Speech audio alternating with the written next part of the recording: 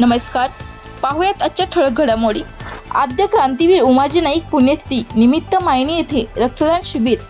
जय मल्हार क्रांती संघटना महाराष्ट्र राज्य संस्थापक अध्यक्ष दौलत नाना शितोळे यांनी आद्य क्रांतीवीर राजे उमाजी नाईक पुण्यतिथी निमित्त तर कार्यक्रमाचे नियोजन न करता रक्तदान कार्यक्रम राबवा असे आवाहन केले होते।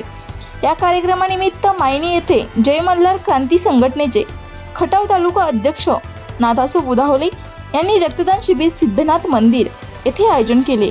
रक्तदात्यांच्या उत्साहित प्रतिसाद मिळाला।